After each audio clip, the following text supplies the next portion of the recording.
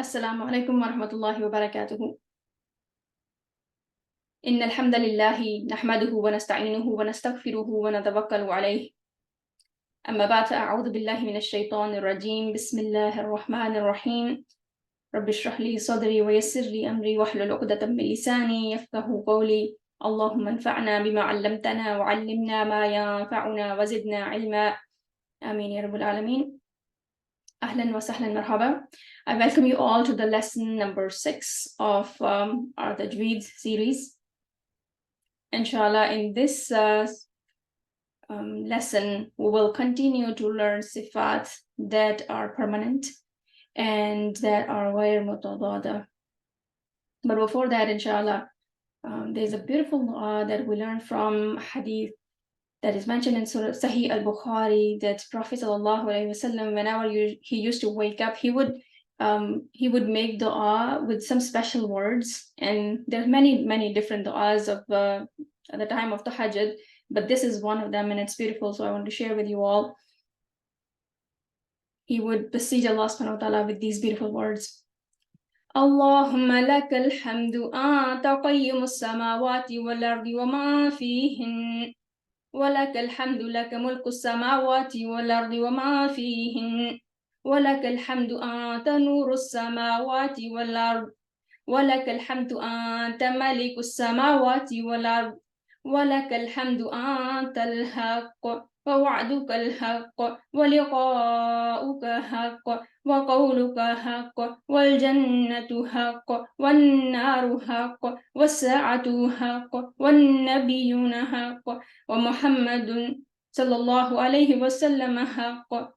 اللهم لك أسلمت وبك آمنت وعليك توكلت وإليك أنبت وبك خاصمت وإليك حاكمت فاغفر لي ما قدمت وما أخرت وما أسررت وما أعلنت أنت المقدم وأنت المؤخر لا إله إلا أنت. O Allah, O Allah, all praise is for you. You are the sustainer and protector of the heavens and the earth and whatever is in them. All praise is for you. You are the light of the heavens and the earth. For you is all praise. You are the king of the heavens and the earth, and all praise is for you. You are the truth, and your promise is true, and the meeting with you is true. Your words are true. Paradise is true. Hell is true. The hour, yani day of resurrection, is true. All the prophets, alayhi wasallam, are true, and Muhammad sallallahu alayhi wasallam is true. O Allah, I surrender to you. I believe in you and depend on you and repent to you. And with your help I argue, and I take you as a judge. Forgive my past and future sins, and whatever I conceal and whatever I reveal. You are the one who brings forward, and you are the one who delays. There is none worthy of worship but you. So inshallah, from now onwards, you can save it, and if you end up waking up in Tahajjud, or if you have a habit of waking up in Tahajjud, then you can call Allah subhanahu wa ta'ala with this beautiful dua as well, inshallah, once in a while. Let's go over quickly what we reviewed in the last lesson. So we started Sifāt, the concept of the topic of Sifāt, and we learned that there are two types of Sifāt for Arabic alphabet letters, and they are permanent and temporary Sifāt. And we were continuing to learn permanent Sifāt, and within permanent Sifāt, there were two sections of it: Sifāt with opposite and Sifāt without opposite. And we learned Sifāt with opposite in the last lesson, and there were 5 sets. And first one was Hams and Jahar, and Hams and Jahar was based on the flow of the breath. فَحَسَّهُ شَخْصٌ سَكَتْ. These were the words of Hams, and all these letters are whisperable, and these are letters of Hams, and every other letter will fall under the letter of Jahar, which is not based on the flow of the breath. And the second set was Shidda, Tawassut, and Rikhwa, and this was based on the flow of the sound. So some letters have short sound, some letters have longer sound, and especially when there is sukun in it, so we have to make sure that we give longer time to the letters with the longer timing. And Shidda were Ajidu Qatin Bakat. These were the letters of Shidda, they have short sounds, and there are other sifat that comes in to pronounce those words correctly, those letters correctly. Tawassut were the letters Leen, Omar, and these letters have a little bit longer timing than Shidda, but lesser than the Ikhwa letters. And then all other letters like Sheen and every other letter of Arabic alphabet besides the letters of Tawassut and Shidda are Ikhwa letters, and they have the longest timing, when especially they have Sukun. Otherwise, when these letters are Mutaharrik, they all have same timing, but this sifa is there with those letters because it's a permanent sifa. The third one was Istitwala and Istifal. And Istitwala was for all those letters that are heavy letters that have the heavy sound, Khossa, Dautun, Giz. So those 7 letters are known as letter of Istitwala. And there is a pressure of the pressure in the mouth toward the roof of the mouth, which is created towards the front of the roof of the mouth. And all other letters are letters of istifal. And then the fourth one was ittibaq and infitah, and there are only 4 letters that come from the category of istila. Sod, dot, ta, ga, their letter of ittibaq, their pressure is stronger than and complete than all other letters of istila.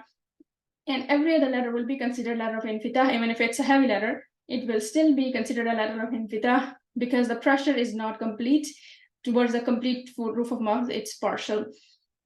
And the last one we did was Islaq and Ismat. I missed writing it here. Islaq and Ismat was based on how softly some letters are pronounced from the tip of the tongue and the lips for Ram and Lub. And these are the letters of Ismat, and all others are letters of Islaq.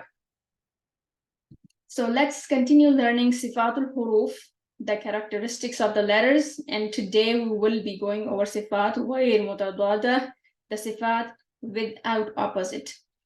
So there are some letters that have these Sifat, and all other letters we don't worry about them. So Sifat Ghayr Mutadada are, the first one is a Safir. So this Sifa, which is, we talked about it when we were doing Makharij, these are 3 special letters that have this Sifa. The whistling only happens in the sound of these letters. And what happens in this is the sound flows through a tight passage in the mouth. So if you remember, the tip of the tongue touches the bottom front 2 incisors for these 3 letters, Sod, Sin, and Zai. And when we pronounce these letters, the tight passage is created here between the tongue and upper jaw, and that's where this whistling sound is heard from, and that's a Safir. That's the Sifa that only relates to Sod, Sin, and Zai. And this Sifa helps us distinguish for these letters than other letters that are from closer makharij, but not from the same makhraj. So these letters only have whistling sound. We should make sure that we're not creating whistling sound in any other letters. Like, for example, a tha or the or tho should not have any whistling sound in them. Let's practice a little bit. Wasbir, wasbir. If you notice, see how there's the flow of air from the mouth, and you notice that that's what's creating the whistling sound. Wasbir, as-sa'a, zalaqa, zalaqa. So it will be that sound will be coming in zai, and it will only be coming in zai, not in the will not have this whistling sound in it, and that's what differentiate from za. And if you notice wasbir, it's similar to sin, but only Sod is a heavy letter. It's a letter of istila we studied in the last lesson. So we have to make sure that we make it heavy, and that's how we'll be able to differentiate between Sod and Sin. Otherwise, they'll sound same because their sifat are same, makharij are same, except this sifat. Second sifat, Ghayr Mutadada, is Leen, and it means the softness. And what happens in this is that there are only 2 letters that contain this sifa, Ya Leen and Waw Leen. When we're pronouncing these letters from its makhraj, we have to make sure that we pronounce it with ease, without any effort from the tongue. Yani, when we are pronouncing Ya Leen and Waw Leen, we have to make sure that they're soft. Their sound is soft. Ow, I, not ow and I. There's no strength or number in there. So we have to make sure that we do not create it, because these are softer letters, these are Leen letters. And let's practice them and see how they should sound. Bait, Ya waylana, Ya waylana, awda'u, أوضعوا يوم يوم. So we have to make sure that when we are saying, see, ya sakina is preceded by a fatha and waw. Here as well, ya sakina preceded by a fatha, and there is waw sakina preceded by fatha, and here as well, the same case. So we have to make sure that we are pronouncing them softly without any nabr in it.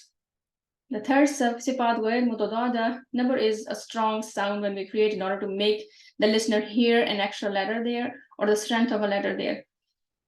And we'll inshallah learn that topic as well when it's time. Al-Inhiraaf is the third one. It's called the drifting. What's drifting? The sound is drifting. Why? Because the makhraj closes for these two letters, lam and ra. And when our tip goes up for lam, and it blocks throughout from K9 to K9, and the first premolar as well. So from those, because all that is blocked, so that sound runs from the side of the tongue, and this is called al-inhiraaf. The sound has to find another path to get out of the mouth, and this is called inhiraaf. It only happens in lam and ra. Similarly for ra, if you remember, I told you that for ra, the sound passes through in the middle of the tongue. So here we have a line here. See how for lam, this whole tongue is touching the makhraj and the sound has to pass from besides it. But for lam, for ra, the sound passes in the middle of the tongue, and that's what brings an other sifa, because the passage is tight, and we'll talk about it soon.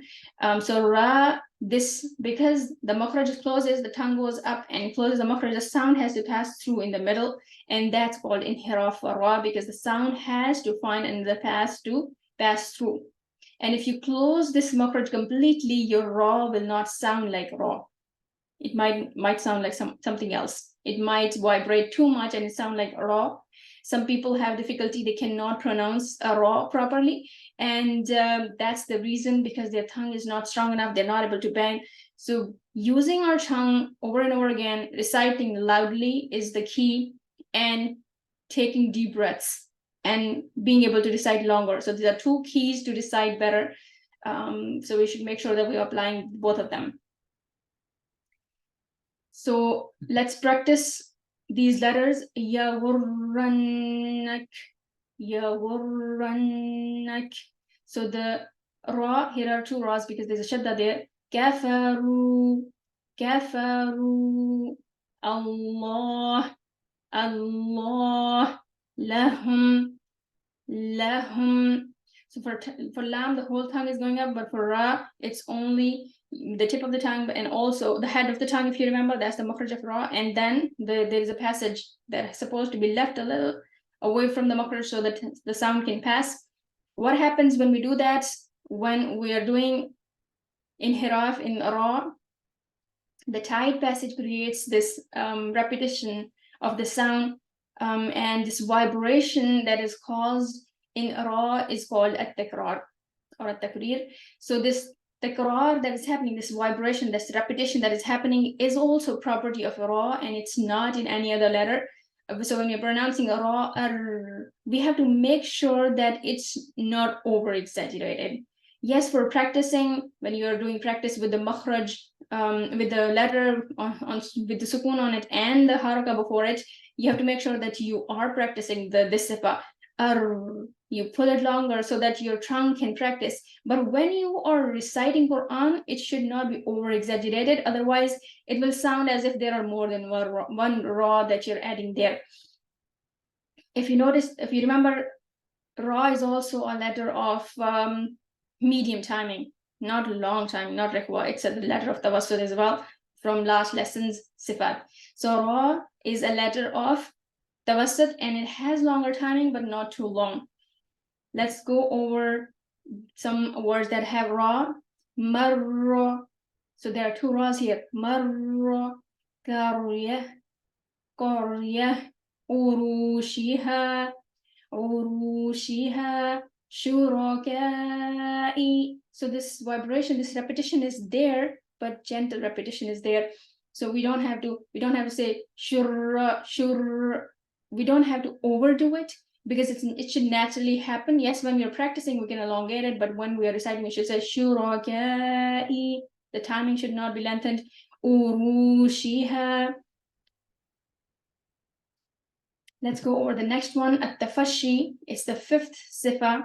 That only belongs to sheen, letter sheen. What it means is the spreading around. The sound of sheen spreads around from the makhraj. Once it starts from the makhraj of sheen, which is the middle of the tongue, and it presses sh. So this spreading of the sound happens after the tongue collides the makhraj. So this spreading, and then the sound strikes the upper front teeth. The front two incisors, it strikes that, and then this sh is created, and the fashi is this property of sheen. And when we are pronouncing sheen, and if we do not give its right, we don't say sh, we do not do the fashi in sheen, then sheen will not be heard properly. Yashtarun. So when it has sakin, all the sifat become a lot more prominent. If you notice, all the letters, when they have sukun on them, all the sifat become a lot more prominent with sukun on them. Shu'aiba, because we have all the time to pronounce the letter there. Whereas when they are mutaharrik, we are doing two things at a time. We are saying the letter, we are also saying the haraka. Shu'aiba, tashkurun, shuhada'akum. So sheen has the fashi, which is spreading of the sound from the makhraj out of the mouth, and it strikes on the front top teeth before it emits the mouth. The next sifa, which is sixth one, is al-istitwala. Al-istitwala is special property of dal. If you remember when we learned the makhraj, I said the makhraj moves forward, the tongue moves forward, slides forward on the makhraj, and this is the sifa that dal has. It's istitwala. It's called the lengthening. Yani you are slipping it forward. You're pushing your tongue forward after your tongue, the edges of your tongue touch your molar and premolars, and it slides forward. The whole tongue goes up for the makhraj, but the pressure points are only the side teeth. You can use one side or the other or both sides to pronounce dad. So when you're saying so your whole tongue is going up, but you're pressing only the edges, and then you're sliding it forward. So this sliding forward will help you pronounce the sound of da properly, dod properly, and it will not sound like that, because if you don't use the proper makhraj, or if you don't slide it forward, your tongue will suddenly leave the makhraj and it will sound like dal. So dod will be pronounced correctly if you apply istitala. It's challenging to pronounce dad for anyone, so we have to pay special attention when we are pronouncing al-ard, adaat, al-ro, فضحكت.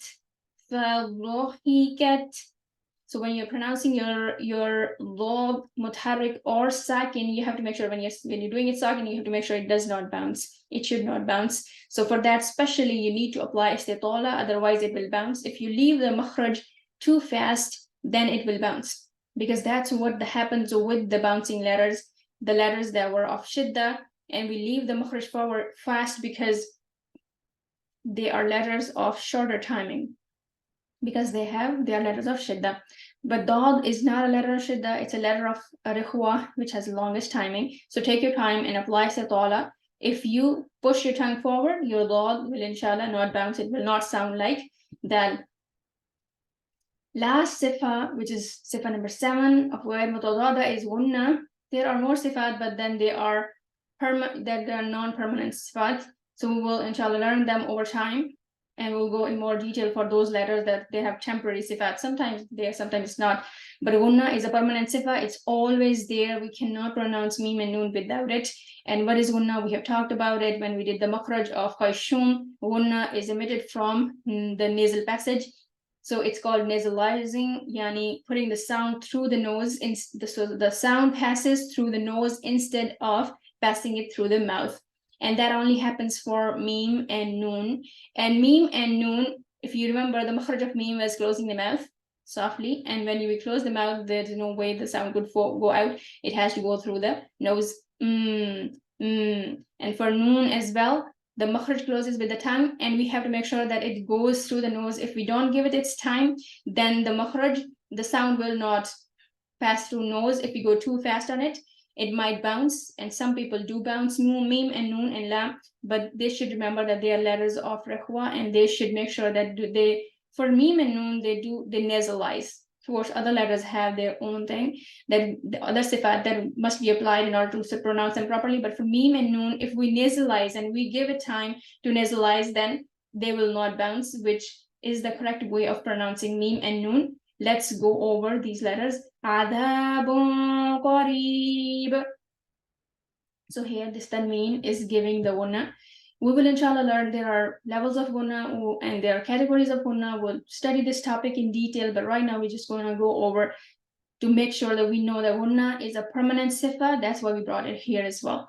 Amanu, amanu, inna yansuruni, yansuruni. And with that, alhamdulillah, we have finished the topic of permanent sifat. What we will do is we'll go over another review class for permanent sifat.